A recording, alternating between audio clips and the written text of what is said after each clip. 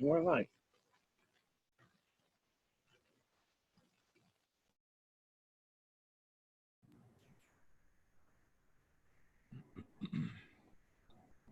Hello all, and welcome to our wonderful panel today about the Mandalorian. Everybody go woo or not, but we are excited. Yay. We have been sitting here waiting and kind of doing our own panel, being so excited about it, so we ruined it all for you. We are already done. No, I'm just kidding. So we're gonna rush through things because that's what excited people do. And we'll start to get rid of the most important. Woohoo! Thank you, Nina. We appreciate that. So we will start with the basics, and that will be an introduction. So going along my screen, Kelly, you're first. Please introduce yourself. I'm Kelly Pierce. I've been a Star Wars fan since the 70s, and one of the things I love is that it showed that women don't have to be just the meek people. They can get a blaster and start shooting just like everybody else. Awesome. Thomas. So I'm Thomas Atkinson. I've been a fan of Star Wars since I saw the movie at 13 years old in the summer of 1977. I was already a big sci-fi nerd at that point, but Star Wars was the movie I'd been waiting my entire life to see, and it changed my life. And next Don. to me is Don, yes. Yes, and I first ran into Star Wars at the 1976 Worldcon in Kansas City, where Gary Kurtz and this unknown actor named Mark Hamill were talking about the space movie that they were working on. And I came back from that. I was in college, all my friends were in college, and I said, okay, there's this really cool space movie coming out next summer. We all have to go see it. And we did. Fair enough. And now Keith. I am a science fiction author and podcaster. I write time travel books mainly, which really has anything to do with Star Wars. But I'm also a 1977 convert of the Church of Star Wars, I guess you could kind of say. And up to that point, I've been just hip deep into Star Trek. And as much as I still like Star Trek, Boo! No, it moved very quickly to number 2. I just want to escalate very quickly here, but go ahead, please. That's okay. Yeah, so it very quickly pushed down to number 2, and Star Wars took that spot, and like he said, it changed my life. Awesome. So I'm Gadi, and I'm the moderator. Therefore, I don't really need to introduce myself that much, but thank you all for being here. One quick note, the chat will run through quickly, so please press the Q&A button if you want to ask us any questions, and woohoo and stuff. So let's get the really exciting things out of the way so we can become boring and academic. Favorite Baby Yoda moment? Kelly.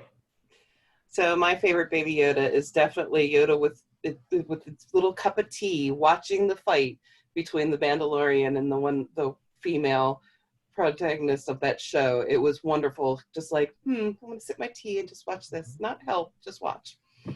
Fair enough. Keith. My favorite moment was, it might have been it was one of the last few episodes, but Baby Yoda had already healed Carl Weathers at one point, and they were in a tough spot, and he's like, "Hey, Baby Yoda, do the magic thing," and Baby Yoda just kind of looks at him and goes, "Hi," you know. And it made me laugh so hard. Thomas. That may be my favorite Baby Yoda moment as well, but I also I really liked the Force healing. And that's not the first time we've seen that in the Star Wars universe, but it may be the first time we've seen it on screen. Although arguably there was Obi-Wan Kenobi in the desert with Luke Skywalker lying on the ground there, but that was a nifty addition to the Star Wars universe. Mm-hmm. And I liked when they stuffed him in the bag and then he got out of the bag and attacked the stormtrooper. That was cool. I heard that behind the scenes, the director or producer wasn't happy about them beating up that sack. The doll was very expensive. I don't really understand why it was in there, but I guess it's a Hollywood thing about having everything ready. Yeah. My favorite moment was a meme. The meme went something, you saw Baby Yoda, all cute, and the meme went like, "Save the franchise, I must." Which I guess brings us to the first point. I think, Kelly, I want to accuse you. I want to go into an accusatory tone and stare and say, you don't like Baby Yoda. Oh, no, it's not that I don't like Baby Yoda. It's that everybody kind of just glommed on him, and I think that this series is definitely much more. It is the Mandalorian and this whole new religion of fighters that's kind of cool. It really goes into that.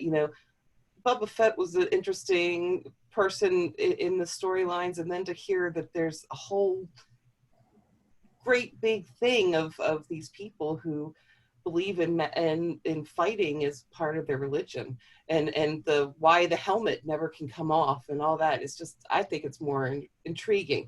I love Baby Yoda. He's cute as can be, but it's not the center of the story, in my opinion. Everybody who disagrees in the chat and on the show, raise your hands. We can see you. Disagree. Come on. You don't disagree? Well, the Star Wars universe is so rich. There is so much going on, and there's always something else going on beyond what you're focusing on. Yeah. Well, I can tell you that my favorite moment of the show, let's share that for a second, just to get the juices flowing. My favorite moment of the show was when the stormtroopers were shooting and missing. That for me just represented everything I loved about it. But to be fair, even if the show sucked, I would have watched it and enjoyed it anyway, kind of like Picard, if that makes sense. What about you guys? Definitely. Oh, I definitely would have watched it. And it is, it has the look of Star Wars. It's very beautiful. I am eagerly awaiting the Art of the Mandalorian big picture coffee table book, because the paintings, the concept art are so beautiful, and the folks working on the show understand the look of the Star Wars universe so well. From the chat, I can tell you that Nina says their son, who is apparently a genius, decided that the armor smith should be named the Mandalorian. I like it. Yeah. I one of the things that impresses me so much about the show is kind of a meta thing. It's the acting, the fact that we've got this main character who pretty much carries every scene he's in, and you never see his face. I mean, he is doing everything by voice and by body. And that's, I have enough of an acting background to know that is incredibly cool. I think they put a lot on us, though, as viewers, because one of the things I noticed was when, like the bit right after he had delivered Baby Yoda and he was leaving, and he's conflicted about that, and he's in his ship and he's flying away. They did this in a number of places, but they do a close-up of his face. Well, we can't see his face. Yeah. It's in the helmet. But we can, from his body language and whatever, we can kind of get the sense of the conflict that's happening in him. And so we're being given an opportunity to imagine the conflict that must be happening on whatever the heck this guy's face looks like. And they did that at several points over the course of the show. So I think it was, in some way, it was very interactive in that we had to kind of put in those emotions in our mind, in our imaginations. Yeah, Go ahead. Yeah, I was just going to say, oh, sorry, Tom. Oh, sorry. Go ahead, Kelly. I was going to say that, yeah, with the helmet, it's not even, it is his movement and his twitch. It's like when he was annoyed with the Yoda sitting there trying to grab the little ball, you could tell the annoyance in a helmet. It was all about how, you're right, the actor kind of presumes that we will see it because of his movements and his rigidity. It was kind of neat. I want to read from I saw that Dan tried to talk there, I think, but I want to read from the chat from Sarah. And when he's talking to Cara Dune, when she was pointing out that the bounty hunters weren't going to stop coming, all he says is yes, multiple times. And each one, I hope that was exactly what she meant by that bold, each one of his yeses evoked a different emotion. Right. Yeah. Another thing that's coming up right now in the Q&A is a lot of agreement, both about the depth of the Star Wars universe, as well as the collateral around it, whether it's the music or the art, a lot of things to draw from. And this is not my comment, but I heard it said that while we enjoyed the show, it was felt like the writers were relying on us just liking Star Wars and we're a little bit lazy at times. What do you guys think about that? I want to jump on what Keith said. I think, and I had not quite realized this until you said this, Keith, but I think the show does require the viewer to participate in the creation. You know, and people who maybe don't see that are calling it, oh, you have to know Star Wars. But I think it's just that the storytelling they're doing is letting the reader, the viewer, be much more a part of making the story happen. You have to interpolate a lot of stuff that's going on, and a lot of television viewers are not used to that. And I wanted to say, Keith, what you said about, you know, here's the close-up of the character's face, even though it's featureless and emotionless and expressionless, that speaks to the power of film as an art form. And, you know, here's a filmic convention, you have a big close-up on this character's face, and so that tells the audience, here's an emotional moment, here's a personal moment. That's I also like very true. the artist who was also put in as a to be a part of the directors, and I'm not sure if he was a writer, just director, that he wasn't used to live action type filming, and he was the one who did all the art at the end of each episode that I think kind of tied us back into reminding us what everything was going on and gave us a little more detail to go with the imagination we already had going. Yeah, I love that. It took me entirely too long to realize that all of the paintings, all of the still photographs, or, you know, the still images at the ends of the episode were all animated. It's very subtle, but you have a sort of a 3D effect where the perspective shifts just a tiny little bit for each of those ostensibly still images. One of the things that are going on through the chat right now is that the dedicated fans will get a lot more out of the show. And one of the questions coming in from Denise was that she liked personally that the Mandalorians create their own armor, kind of like the Jedi Knights create their own lightsaber. I really like that whole everything we're learning about this Mandalorian culture. Just like Kelly said, it's fascinating, and it's something kind of it has that Star Wars semi-familiarity. We're not enough conscious of the world that this sort of thing happens, but we don't know the specifics of how the Mandalorians do it. And I've been really jazzing on finding all that out. They actually introduced a lot of questions in my mind about the Mandalorian culture with this thing. You know, the whole not taking the helmet off. You know, there are Mandalorians all over the stinking place in the Star Wars canon that take their helmets off.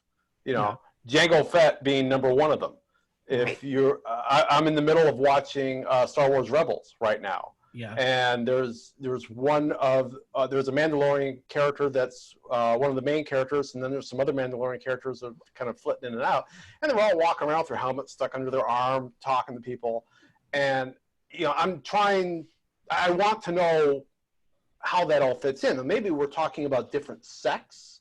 That's kind of my assumption. You know, it's as if you were to go visit a couple synagogues and then go back to your home country and say, Americans all have these little yarmulkes that they wear all the time. And it's a religious thing. They never take them off in public. Right. So the chat is bringing us into kind of fanish. I'll call it slash, just for the sake of argument, but it is safe. It's PG-13. No, Rebecca is kind of bringing up an interesting fanish point, which is she would like to see the war, or a war, between the Mandalorians and the Jedi. No, well, we saw it on a small I think scale. we kind of have. You know, that was the clones were right. You know, we're all clones of Jango Fett one way and another, and or the clones Mandalorian, the Clone Wars. Well, they're all Jango Fett, but I wonder though that, you know, I wonder if Jango was actually more a rebel in the Mandalorian society, because I can't imagine from what we've seen so far that the Mandalorians themselves would be agreeing to doing something like that. They would rather bring people who need help into their order, at least from what we've seen so far, to The chat save is really aligned with the you because orphans. Ed over there is right now writing, I think Jango Fett isn't a Mandalorian. He only wears the Mandalorian armor. How he got it is the question. What do you think about that, Kelly? Oh, that's a good idea. Yeah, even though, but Boba Fett was very much into keeping his helmet on and doing more of the Mandalorian type ideals. So is it that he wasn't all the way up in the upper ranks? I don't know. When do they get their helmet was the other question, because it was the first piece that our Mandalorian had, but maybe it's not always for everybody. I don't know. Like you said, it could be different sex. It could be that somebody's fallen out of favor.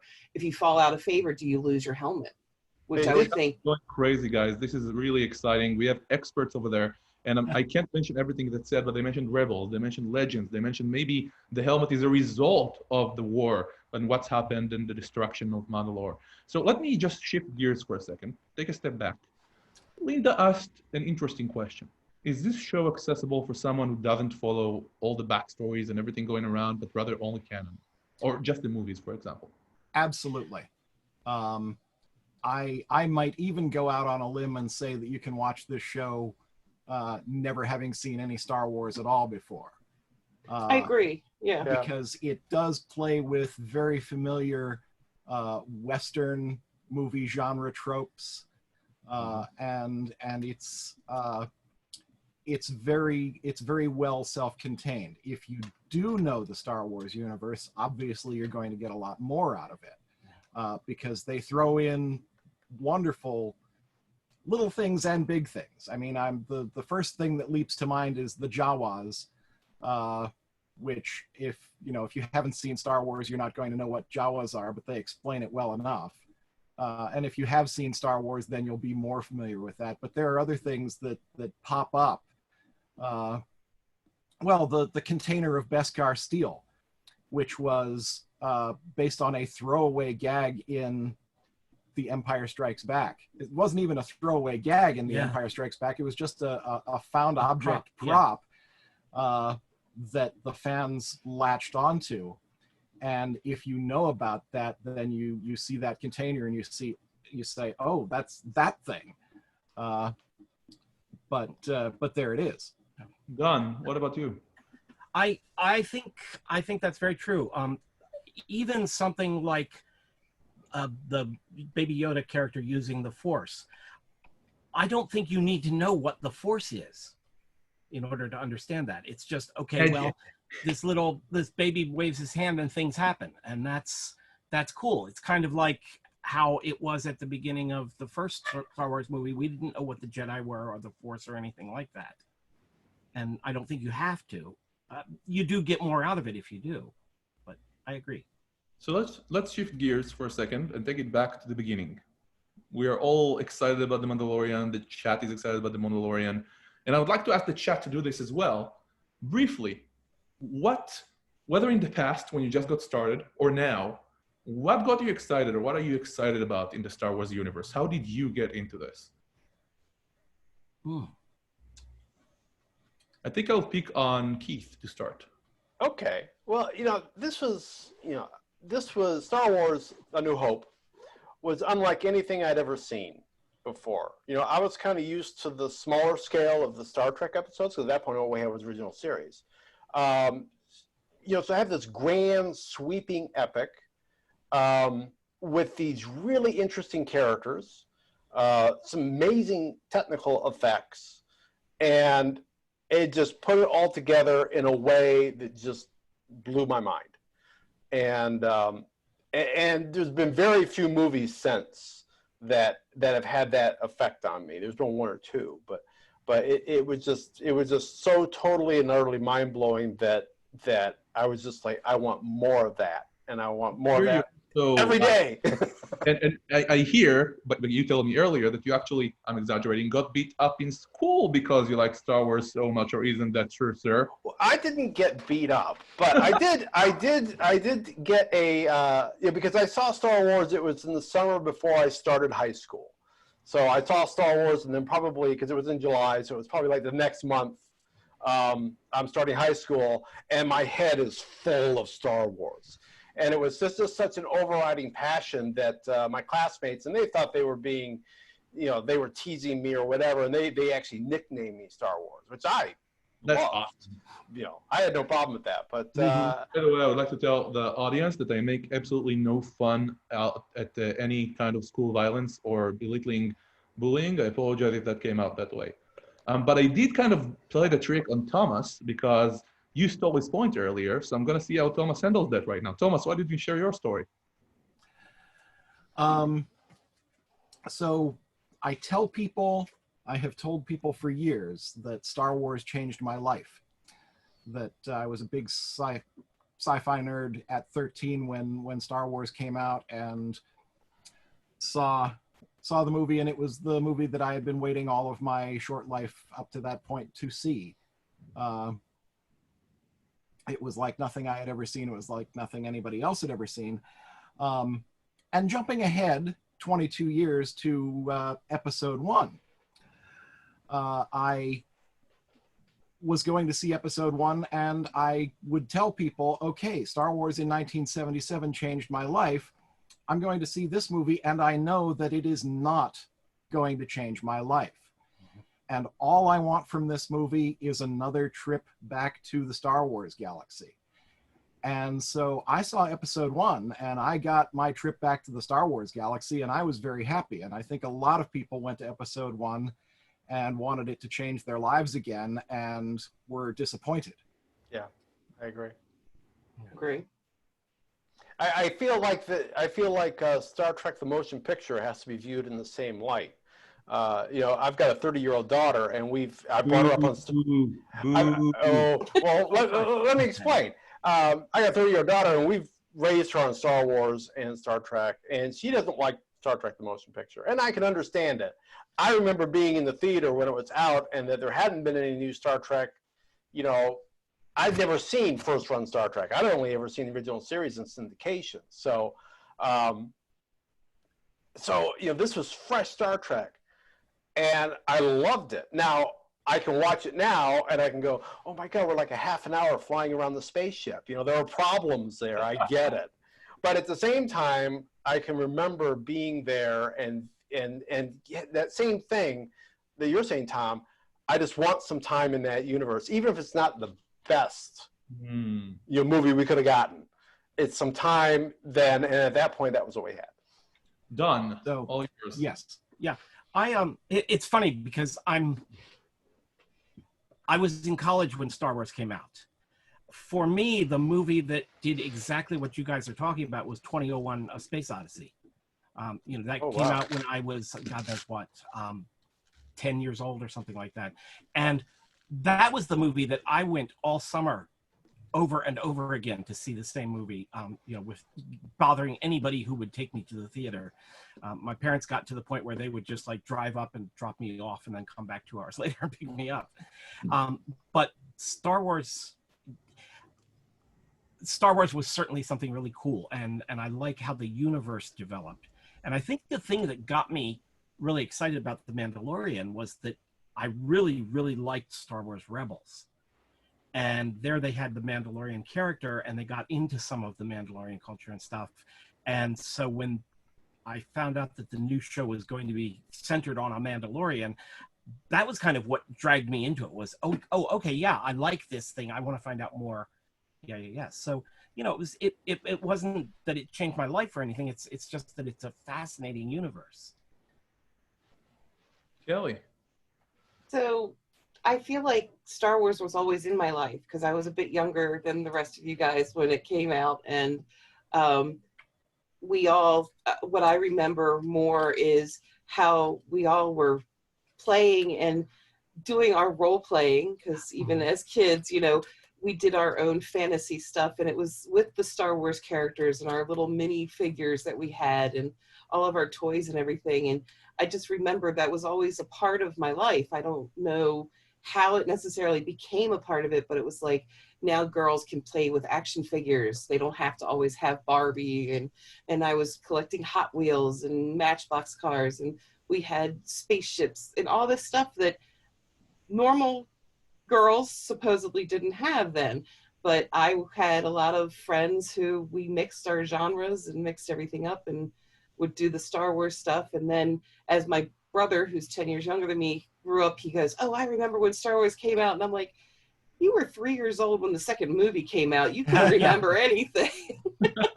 So, you know, I mean, or no, sorry, that was the third movie, not the second. And then, you know, and then for the episode 1, as everybody said, I was really happy with the aha moments of episode 1, you know, who is Palpatine. Wait a minute, Palpatine. It took me watching the movie going, wait a minute, this is bugging me in the back of my head. Why? And then it was like, Emperor, whoa, you know, and everybody was complaining, oh, it was just so much backstory and stuff. But that was what was cool to me, is we got all this baseline for everything that we already knew about this universe. So it's really cool to see another baseline come through in a new show, to show another piece that we never really thought of. The Mandalorians were something that was a sideline, but now it's its own thing, which is, I think, is great. You know, there's a concept. Oh, sorry, go Don, please. I'm a retired librarian, and I remember a time in the not too distant past when kids would be introduced to Star Wars through things like the Clone Wars or Rebels. And I can remember this really enthusiastic 10-year-old who came up to me and said, "Mr. Don, did you know there were Star Wars movies before the Clone Wars? And I just watched 3 of them and they were really cool." I think George Lucas made the comment that in every generation there is a show, not a slayer. But, and everybody gets it committed to that. But speaking of 10-year-olds, there is a comment in the chat from Emilia. I hope I'm pronouncing the name right, forgive me. And she says, my 10-year-old says, I'm going to try, but forgive me. I personally like that since we don't have any high-tech computers, I like that they don't show many high-tech computer screens. So you don't get the reaction of, really? That's the best they can do? I think 12 kind of changes voice, right? In the non-live action Star Wars shows, they do really good holograms. So holograms, and we don't put it down too much because of, seriously, these are the computers. So 10-year-olds, new generations, all of that, I'm with you. My story, I'll choose something a little bit different, but I do want to say one thing. When you mention these memories, when you mention these aspects of the show, when you mention the art, what comes to me from writing is the concept of resonance. When you open an epic fantasy novel and they speak of the vastness of time and dragons and kings, you immediately go back to, this is the book I've read before and liked, and you're there. And I feel this is what The Mandalorian gives us that some of the new movies may not have given all of us. For me, what did it for me recently, what made me excited about Star Wars recently, other than The Mandalorian, of course, and Emperor Palpatine laughing, which some people hated, but for me it was resonance, boom, I'm in. Like the trailer, they played on all the feely, touchy, whatever things, was a book that came out called The Strategy Strikes Back. So there's this guy who was in Korea. He was a military attaché, advisor, or something like that over there, forgive me for not remembering. And he tried to find common language with the locals. And in the US, you would have, I suppose, the Civil War, World War II, so that you can build a common language around warfare, around strategy, around policy. And they did not have that in common. What they all had in common was Star Wars.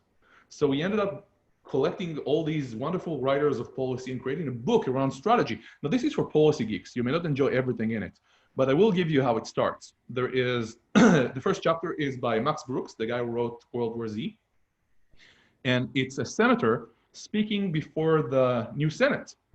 And he essentially makes the argument that on the forest planet of Endor, we have left behind a population that has access to caches of Empire weaponry, has shown its ability without this weaponry to win against a far superior asymmetrical force of the Empire, and we left them with a hostile religion that's warlike. And if we don't do some nation building, we might be surprised that our back door is where we are threatened from.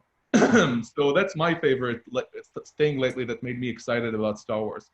Now, let's move past all this for a second. And I want to say, let's make this wider. Let's make it about Star Wars. What do you think The Mandalorian means for Star Wars, and what do you want or see coming next? We're certainly seeing a lot more of the Star Wars universe. I keep coming back to the Jawas because I keep not quite buying them, but the notion that they're a spacefaring species and that they're on multiple planets and not just on Tatooine is new to me. That might have been in the expanded universe before, but I hadn't got that. But we're seeing they did the jailbreak episode, and they did the rookie bounty hunter going hunting across the desert episode. And we see different aspects and different different cultures. Okay, here's one that I wanted to mention. The fisher folk on the nice forest planet, where in the first few seconds of that episode, we see these little blue shrimps that they're harvesting, and we see the villagers, and they've all got this blue color in their clothing. And I said, well, yes, of course, because they're fishing these little blue shrimps, and they're making dye out of their shells, and they're dyeing their fabric to make their clothing. And this is just a tiny little detail that somebody thought about making the show, and there it is. And it's just nothing made of it at all in dialogue. It's just there on screen for you to see and think about. I love that. I think for me, what The Mandalorian did is the ability to say, we can now, and to a certain extent, the movie Solo did as well, but we can now have anything from a genre perspective. You know, because Solo was a heist movie, pure and simple, and of course Mandalorian's a Western.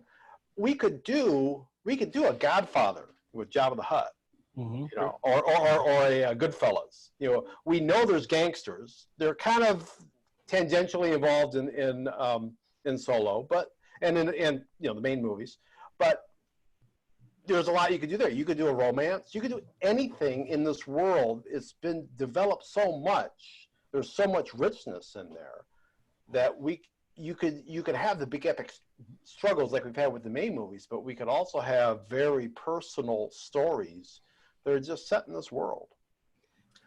And I think to go on with that, if that's okay, Don, I want to say that, you know, it also opens up that we can look at the other races and the other beings. You know, we call this critter that Baby Yoda, but we really don't know what is it. Is it a clone?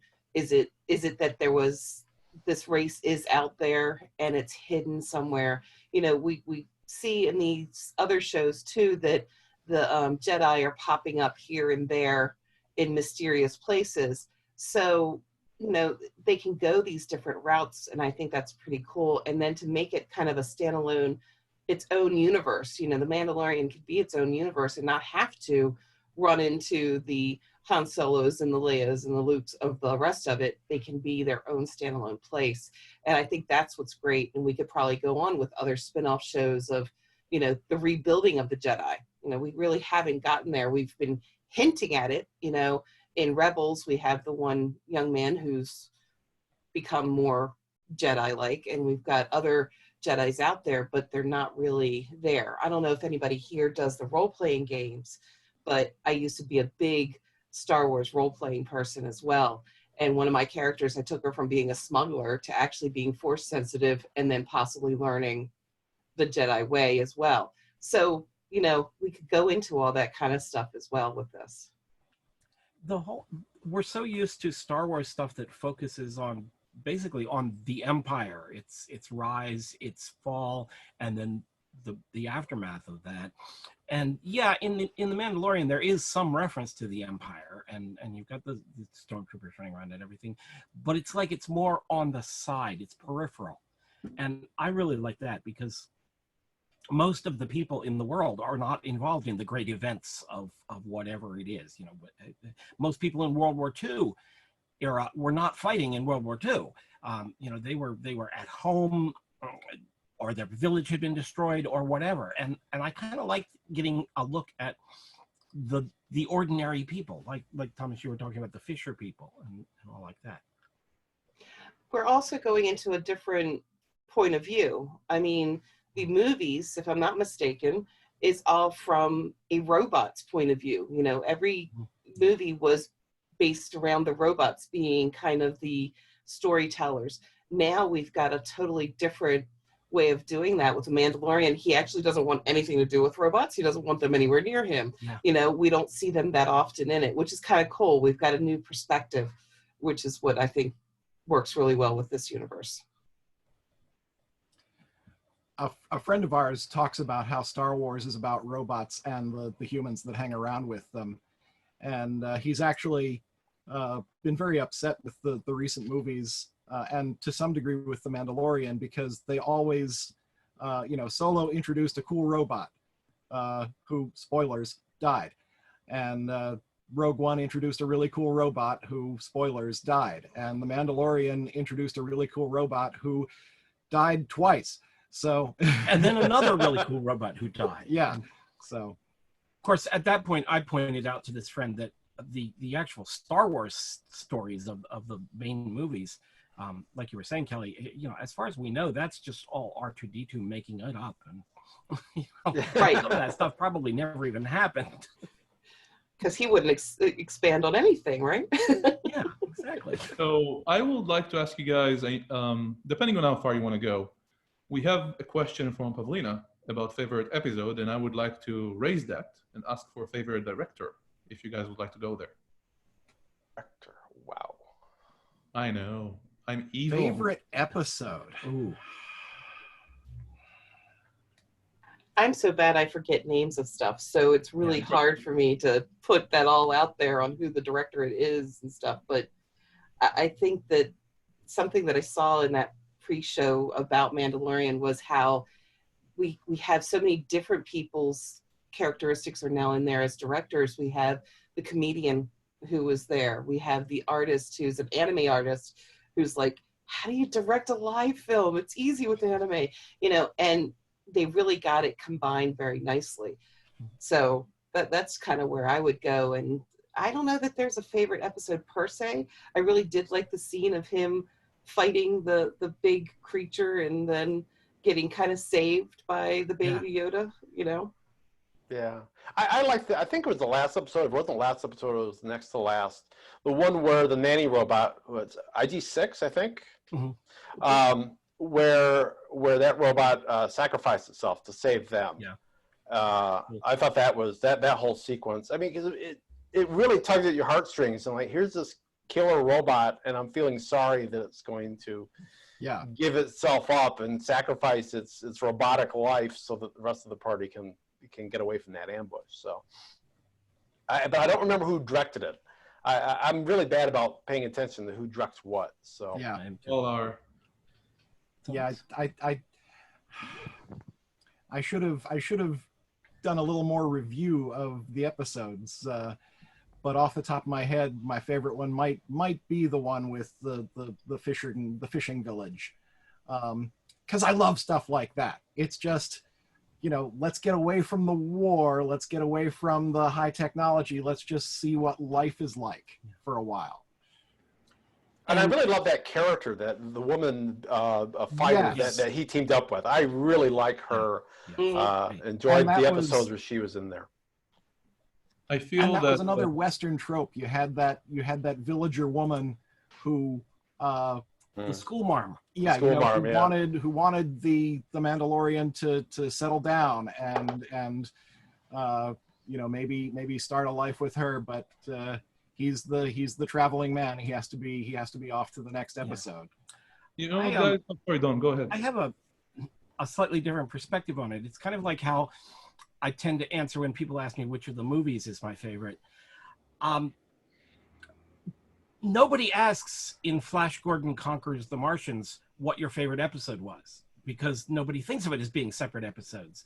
And I kind of felt the same way about the movies, but even more about The Mandalorian is I so much can't think of it as being, especially since we binged it, you know, so we weren't waiting a week between episodes, but I tend to think of it as a whole rather than individual episodes. I want to push back a little bit because we're. Oh, sorry, Kelly. Please go ahead. No, I'm good. Oh, you sure? Mhm. Can you say something anyway because I feel bad?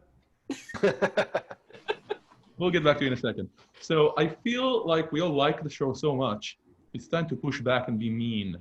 Mhm. I heard it on. Actually, I listened to the Geek Guide to the Galaxy, so I want to give credit. I don't remember exactly who said it over there on the Mandalorian episode. I recommend it if anybody wants to look at it. That one of the things that bothered people was the over-reliance on Star Wars will save us and will let us get away with things. And specifically, I would say narrative impatience. And I'll give 2 examples. One, that woman in the village. I would have bought, I was, my heart, yes. But it's because of me and my liking for Star Wars and my suspended disbelief because of that. But honestly, Mando, for me, Baby Yoda, well, I think Baby Yoda personally is the main character. I'm meandering a little bit. Baby Yoda is there for us to be able to feel Mando because we can't see his face. And while the acting is amazing, it's kind of like Ender's Game with Bean.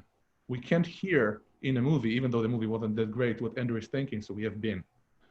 So that's my take on that. And in that episode, it just wasn't enough to create that tension. It wasn't enough to create that arc, romantic arc. And I thought that was lazy writing. In the very last episode, I believe, forgive me, the entire idea of robot, take this jetpack, keep it until he's ready. And then the robot gives it away. Or Mando, you will not be able to use this until, and then he just uses it. A lot of impatience. I feel it could have been much better. What do you guys think? The backpack thing never bothered me. I interpret it as being something that he had been studying for years on to get ready to use it. And that the reason that she gave it to him right at that point was because the bad guys were coming and they were going to wipe out the entire race. And so she kind of had to get it into his hands. But yeah, I think of it more like Yoda giving the Jedi texts to Rey. She hadn't reached the point of her training where she was ready to use them, but it was kind of like, well, either that or they get burned up in the tree, and you have to do something. I'm wondering if a lot of what people are seeing as narrative insufficiencies is what Keith was talking about with the reader or the viewer participation thing, where if you can fill in your head the months that the Mandalorian and the lady spent together in that town, then you can construct in your head the relationship that maybe they didn't have time to show on screen. But if you don't do that, then yeah, it would look like they had really rushed it through. That's just my opinion. So another thing. Kelly, I'll just shift my question around. Don't mind me. Your pet peeve, please, Kelly. Go ahead. Well, I was kind of going to go off on the idea that we think things are kind of rushed, and I think the reasoning for it, kind of sort of like episode 1, is they want to see if people really would get hooked in it. So they're trying not to make it too long for the shorter attention span. The younger crowd has a shorter attention span. Everything's now. Whereas we're used to things kind of being a little more space opera and drawn out. So maybe next season we'll get a little bit more details into how things are going to go, or get a little more. I agree that it would be nice to sit in one place a little bit longer, but I think kind of right now the whole idea is that he has to keep running and things have to keep moving fast. I think if I was gonna offer a criticism of it, the main thing that struck me was some of the episodes to me felt like filler. But at the same time, I could understand why they're doing it. Like the jailbreak one. You're doing a Western, you got to break somebody out of the local jail, But at the same time, it was like it didn't have anything to do with the larger arc of him taking Baby Yoda and the bounty hunters now putting a price on his head. They're coming after him. It had nothing to do with that really at all, except it was just kind of a standalone thing. And there were a couple like that. To a limited extent, the one where they're helping out the shrimp village. But I just loved that episode because I thought that was great fun. So I didn't mind that one so much. But there were a couple of them I was just like, they needed to tie this into the overall narrative a little bit better.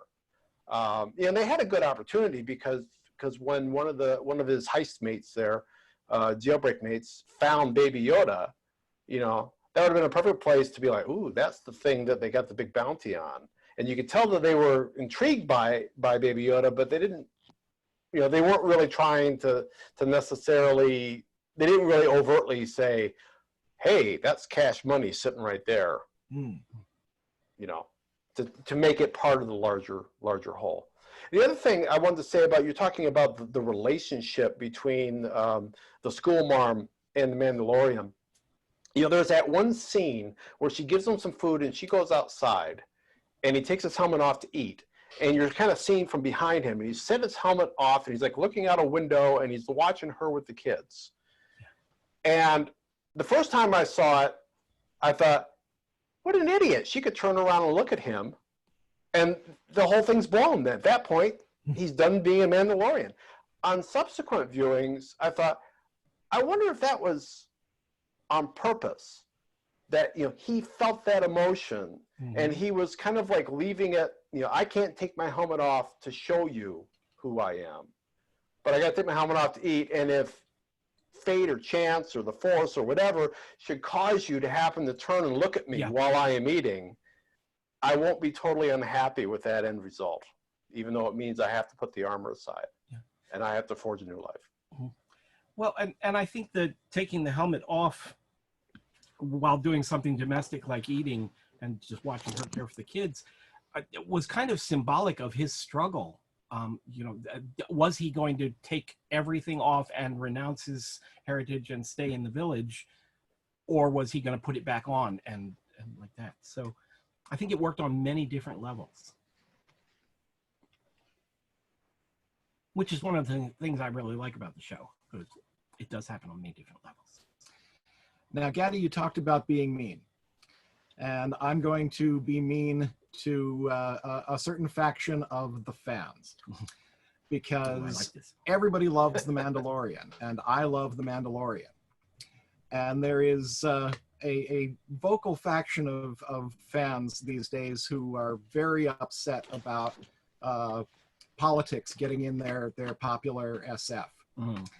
And The Mandalorian, you know, here you have this badass warrior character, and he's got all of the mystique of Boba Fett. He carries all that baggage. He's got, you know, he's the man of mystery, and he's got the helmet and the armor and all like that.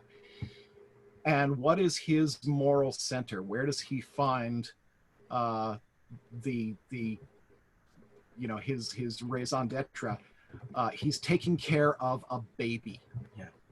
And he's doing something that is coded in our culture as so feminine. He's doing women's work. He's taking care of a baby, and it's great. Tell us how you really feel. What's that? I was joking. Tell us how you really feel about it. And similarly, you have the client, the ex-Imperial guy, who is, you know, he's got this heavy German accent, and you could not be any less subtle, I think, about, you know, here's an ex-Nazi who has fled to Brazil after the war. And it's right there, and the whole faction of folks who decry politics in their popular sci-fi seem to have missed this. Well, a lot of the imagery for the Empire and the uniforms is you know, pulled right from Nazi Germany. Yeah, I mean, their soldiers are called stormtroopers. Come on. Yeah. A 2-minute warning. Oh my goodness. Yeah, so we should. I just decided to kind of let you guys talk, but as we kind of understand each other, I think we are aligned with the audience. But I would like to hear from Kelly, because you have been a little bit quiet so far the last 5 minutes, and I don't understand why. Well, I haven't really been that quiet. I think I've put my opinions out there. I think I saw some people saying that you'll see anything political in anything that you're watching. It's kind of like, I hate to say, put this in perspective here, but tarot reading. You're always going to read into whatever is going on in your heart is going to come out in what you're watching, what you're reading, what you're doing. And that's where people are going to glom onto whatever troubles they're having and reflect into the emotions of, like the Mandalorian, you know, his struggles, like you said, being a single parent, you know, and being a male single parent is always something interesting. So yeah, I agree with all that kind of. All right. Well, we have to wrap up. So I will do, I trust you guys to be quick because you have shown to be responsible adults. How dare you? I will ask this because that's what Google has been asking. That's what Maria has been asking in the chat. That's what everybody's been asking. Very quickly. Baby Yoda, whether it's who is it, what is it, are there Yodas, clone, whatever. Very quickly, let's just go one by one. Kelly, Baby Yoda. I think that there's a whole race that we need to go and investigate and find. Okay, Gadi, cute. Thomas, Baby Yoda. Now, George Lucas really didn't want Yoda's race explored. Now that we've got Baby Yoda, I don't think Disney can avoid exploring Yoda's race at some point. They may try to drag it out, but then again, with the narrative impatience, they may not. Yeah. Baby Yoda is not Yoda. This takes place after Yoda has died. But Sorry. Baby Yoda is 50 years old, so he was alive when Yoda was alive. Exactly. Done. I'm along for the ride. I'm happy to see what they do. All right, and Keith. I think the one thing I always have to remind myself when we see a character like Yoda and we don't see anybody else is a biological creature is not going to emerge unless we're having another midichlorians, you know, woo-woo, creating something out of nothing thing.